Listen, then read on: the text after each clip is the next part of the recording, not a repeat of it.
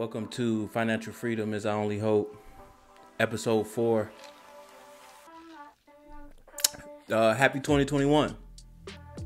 2020 was a crazy year for a lot of us, but thank God we made it.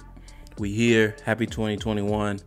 I hope you going into 2021, man, just realizing it's a blessing, because 2020 was a hell of a year. It was a hell of a year.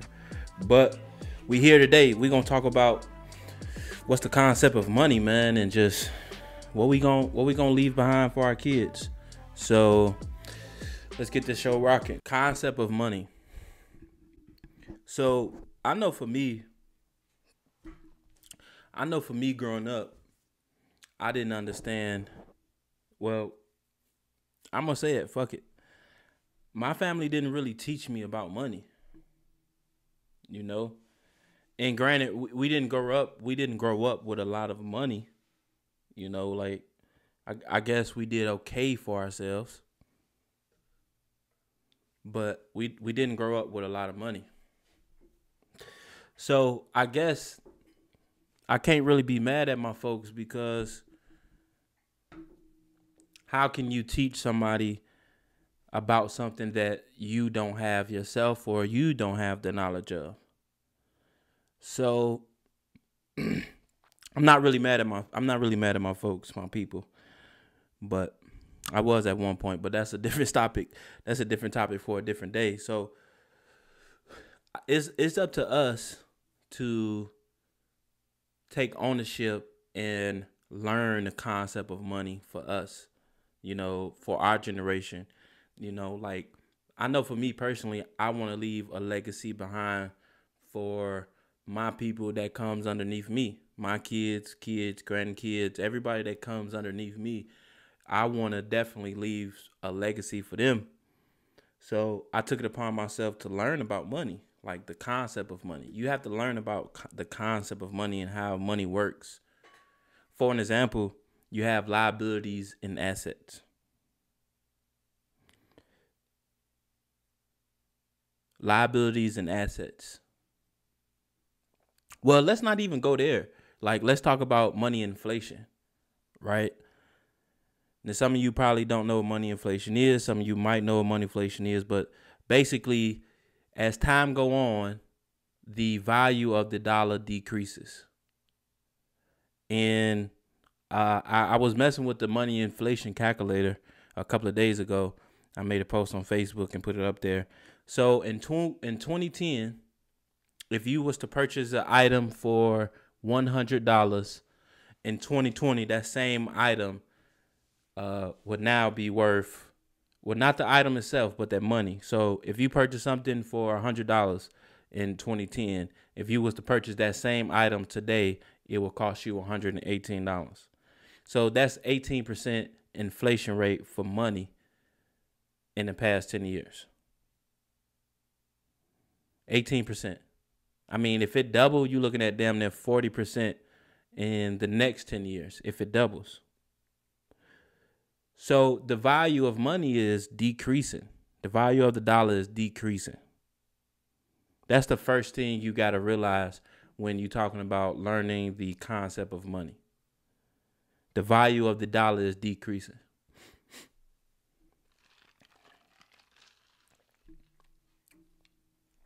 Now, with that said, what do we do now? The next thing is assets and liabilities. Now, I know some of y'all may know what assets is and liabilities. We all should know what those two things is, but let's just pull up the definition for those who don't. Because most of us who are broke, more than likely we spend our money on liabilities. Most of us. I'm not gonna lie. I used to spend my money on, you know, a whole lot of liabilities. So the definition when it comes to assets and versus liabilities. Assets are items your company owns, or you, that can provide future economic benefits. Assets are items that you own that can provide future economic benefits. Liabilities are what you owe other parties, or it doesn't make you no money, or it decreases in value after you purchase it. In short, assets put money in your pocket, liabilities take money out of your pocket. So the car note that takes money out of your pocket, and it's not an asset because of when you buy a car that depreciates soon you drive it off the lot. So asset is something that puts your money in your pocket, and a liability is something that take out of your pocket.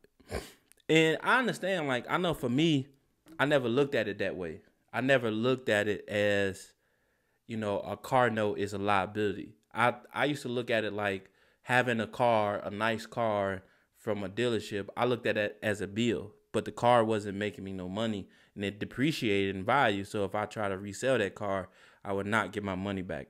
I'd probably be in the negative. I never looked at my life, and I'm gonna be honest. I read this book. I'm pretty sure all of us read it. It's not all of us. I don't know what y'all read, if y'all read or not, but Rich Dad Poor Dad. When I read that book a couple of years ago, I had a new perspective on money, and he talks about assets and liabilities. He talks about things that put money in our pocket and things that take money out of our pocket. So I just recently learned that concept a couple of years ago. So if the dollar is decreasing as time goes on, that means we have to get assets, y'all. We have to invest in some assets. It don't matter what it is, Me, I currently own a dumpster rental business. So every dumpster I buy is an asset because those dumpsters are putting money in my pocket. You can buy a piece of real estate. You can start a business. I don't give a damn if, you go buy you a car cash and rent it out on the Turo app or whatever rental car app that is, and now that car is putting money in your pocket instead of taking money out of your pocket, so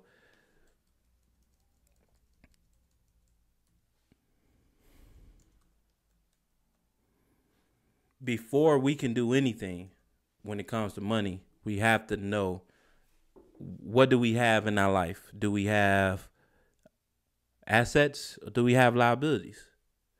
Also, I want y'all to realize too, like, when it comes to understanding the concept of money, you have to pay attention to where your money is going to, where you spending your money. You have to be in tune with your money. Literally, you have to be in tune with your money, because if you don't, it will get away from you. And unfortunately for some of us, it can get away from us for so long, and it put us in a drastic hole as the time go on. So you don't want to be 35, 40, 50, 60, 70 years old. In all your life, your money then escape from you. Now you going to work because you have to work, not because you choose to.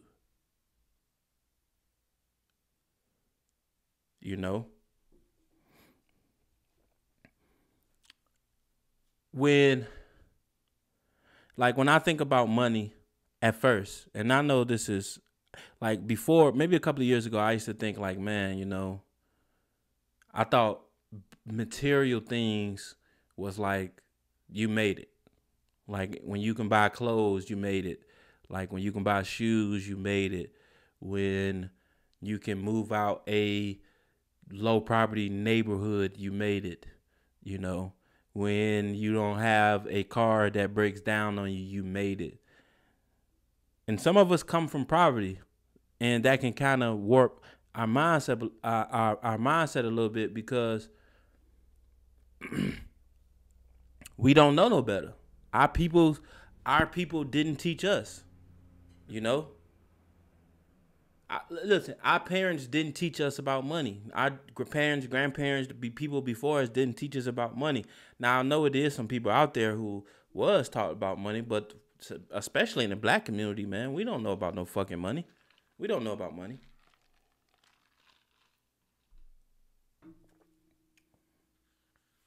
And then we grow up in life and We don't even line ourselves with that knowledge, So and unfortunately we don't teach our kids. So it's just a cycle of poverty-stricken mindsets,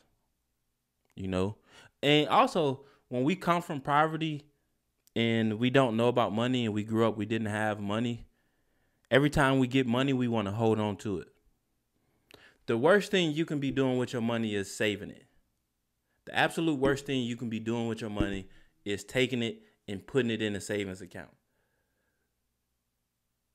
This is the type of stuff what I mean when I say we have to understand the concept of money and how money works. If we understand how money works, we then can use it to our benefit. So the worst thing you can do is take $5,000 and put it in a savings account and let it sit for 5, 10, 15, however long you want to save it. That's the worst thing you can do, because when you take your money and you put it in the bank then takes your money and then go invest it for themselves.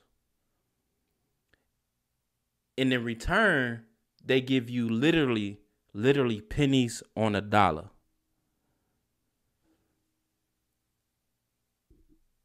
Some banks will say, this is how the banks get us when we don't understand the concept of money.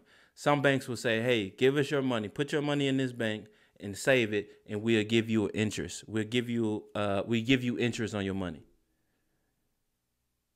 Well, find me a bank that's going to give you 5% more interest on your money. There's not a bank that's going to give you 5% more interest on your money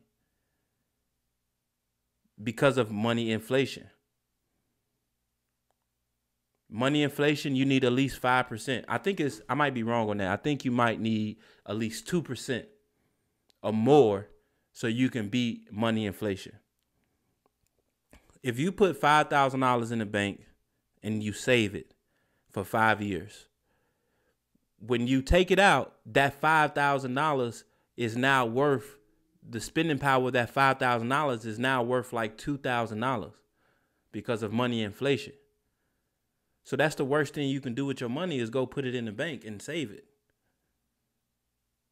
And I understand, like, people who don't come from money, people who don't understand money, like, it's like, yo, I want to hold it. I want to hold it so I don't have it. But you have to take that money and you have to invest in assets like stock market, bonds, Bitcoin, real estate, businesses. You have to put that. You have to put that money in some type of. You have to put that money in something, because the worst thing you can do is save it. And I want y'all to go do your research on money inflation, interest rates from banks. A bank is not going to give you 5% on your money on interest rate. They not. They just not. So that's the worst thing you can be doing with your money, is saving it. And when we don't come from money, we want to hold on to it because we don't want to be broke. But that's like a thinking in the moment mentality. If I had $10,000 right now, right here, cash, $10,000 cash right now, I may take out of that $10,000, I may take $1,000 and put it up in my bank account for emergencies or whatever. That $9,000, I'm putting it into some type of asset that's going to make me money in the future. And it might not be the next day, the next week, or the next month, or the next year when I see that return, but you got to think long term. Like, you got to think long term with money. I heard somebody once say the rich get rich and the poor get poor. The system was built that way. It's not a bug in the system, it's a feature. The rich get richer and the poor get poor. That's because poor people hold on to their money. They either do one or two things with it. They hold on to their money, or they spend it on liabilities. They spend it on things that don't make them money in return. What the rich do is they don't hold on to their money. They invest their money into assets that's going to bring them more money in the future.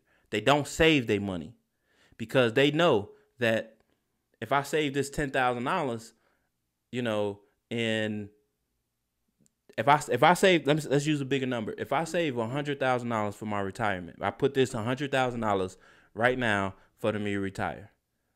When it's time for them to retire, that $100,000 is not going to have that same buying power of when they first put it in there. So that's why they don't save. That's why the rich people invest their money into things that's going to continue to bring money in. But if we don't understand how money works, if we don't understand how the concept of money works, then we won't realize that and we won't do it. We won't do it.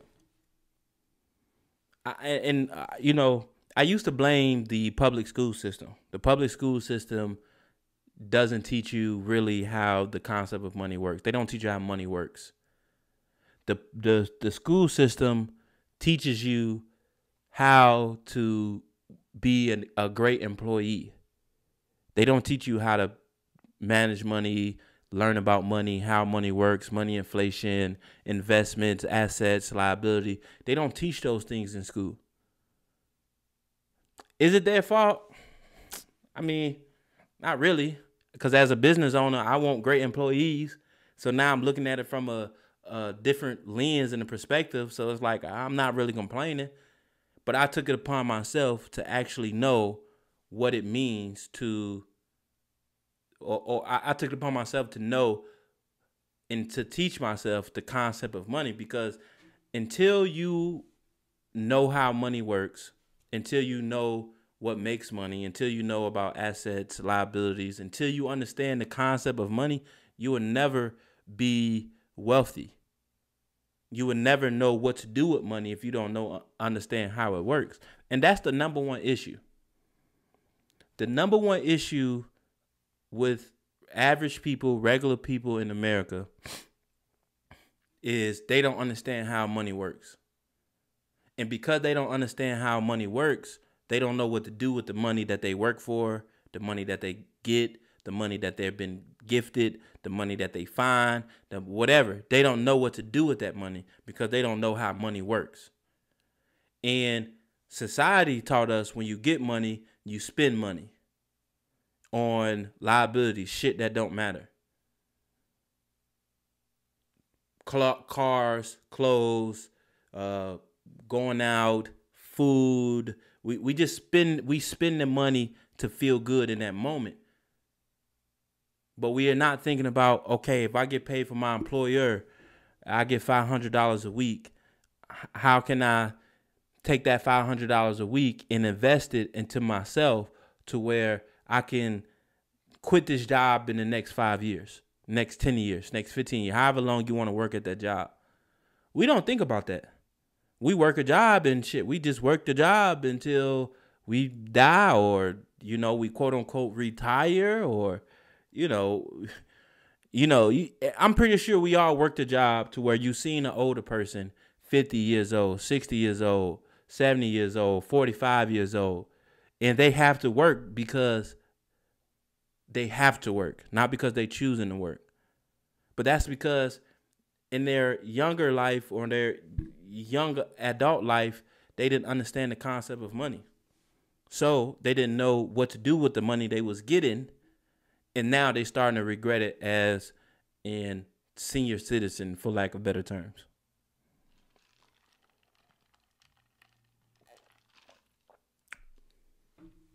Sorry, I had some water. I was getting a little parched. So we got to take it upon ourselves, y'all, to learn about the concept of money, how money works, what is money. What should I do with the money? How does the money work? How does the rich get richer? How does the rich get richer? How do they get richer? They're no better than the poor people. They're no smarter than the poor people. Literally, The rich get richer because they understand the concept of money and they know what to do with the money that they get. The poor get poor because of money inflation, and they don't know the concept of money. They don't know how money works. And on top of that, they go out and buy bullshit and waste their money. It's that simple. There's no secret to this shit, man. It's not rocket science. You know, it's not rocket science. It's a mindset that has been passed down to us, and unfortunately it's the wrong mindset. Like, there's no secret to success, man. I fucking hate that. Like, I hate when people say the secret. No, it's not no fucking secret. It's not no fucking secret. Understand how money works. Learn about money. Learn the concept of money. Learn about money inflation. Learn about assets. Learn about liabilities. Evaluate yourself. Make the proper adjustments. And boom, you good. It's that simple. It's that fucking simple. It's that simple. There's no secret to this shit, man. It's literally no secret to none of this. It's no secret. It's that simple. It's that simple. If you are smart enough to go through grade kindergarten all the way up to college and take a bullshit ass degree like psychology, or in my case, criminal justice, if you smart enough to do all that, then you smart enough to understand the concept of money. You smart enough to go learn about the concept of money. It's that simple. If you know how money works, you wouldn't be living paycheck to paycheck. You wouldn't be broke. You know. And it's gonna take some time. I'm not saying that, once you learn the concept of money, the following week you'll be rich. I'm not saying that. I'm saying once you learn the concept of money, as time goes on, you become wealthier. If you 25 right now, if you 30, let's say 30 or younger, and you take it upon yourself to learn about the concept of money, and you take it upon yourself to learn how money works, I guarantee you, if you apply those things, I guarantee you by 45, 50, you'll be able to retire comfortably. I guarantee it. There's no secret to this shit, man. It's really no secret. No secret at all.